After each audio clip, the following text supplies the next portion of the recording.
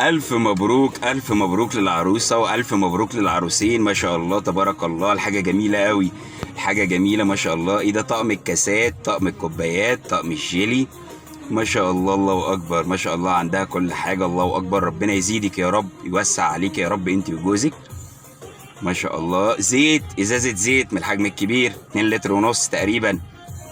الصباحية بقى ان شاء الله نحمر بطاطس، قطع بطاطس، حمر الزيت كتير ان شاء الله. الف هنا وشفا يا رب. ما شاء الله تبارك الله، ربنا ان شاء الله يفرحكم كده وتبقى فتحة خير عليكم. شفنا الزيت، شفنا الزيت يا عريس، شفنا الزيت يا عروسه. ما شاء الله جميل قوي الزيت. الف مبروك، الف مبروك. خلاص بقى يا جماعه، خلاص الزيت خد اكتر من حقه، خلاص اتصور اكتر منكم. في ايه بقى؟ في ايه ده؟ لو ابنكم مش هتعتزوا بيه الاعتزاز ده، في ايه بقى؟ حلو الزيت، حلو الزيت يا عرايس، حلو الزيت. بس ايه المطلوب يا جماعه؟ هو الزيت ده طيب مكتوب في القايمه طيب ولا ده ايه طيب؟ عايزين نبقى فاهمين. طيب يعني ده بديل الشبكه؟ صدقوا يا جماعه ممكن فعلا يكون بديل الشبكه. ارجع لي كده في الحته الاولانيه والعروسه ماسكه ازازه الزيت لوحدها مكتوب عليها زيت الذهب.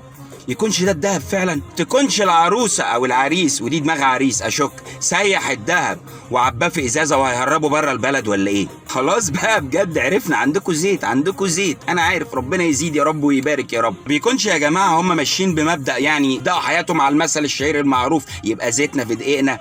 طب العريس ليه ما خدش الدقيق عشان يبقى الزيت في الدقيق ولا ايه؟ طيب انا مش فاهم، هل دي ازازه زيت نادره الوجود مثلا؟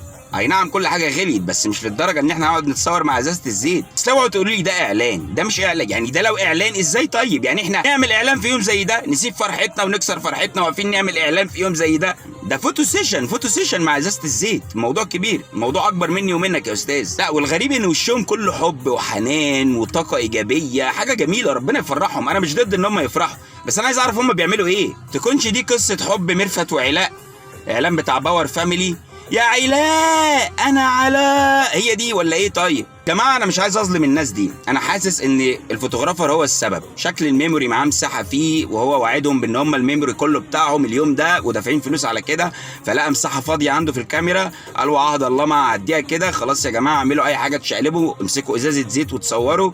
فهو ده النتيجه وهو ده اللي حصل في الاخر. يعني انا مش شايف لها معنى غير كده، او يكون اعلان، ودي مصيبه اكبر بالنسبه لي لان ده مش يوم نصور فيه اعلانات.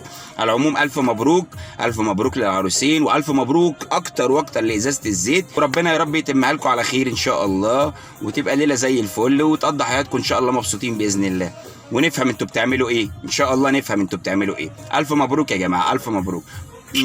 باي باي، الف مبروك، الف مبروك، باي باي باي باي.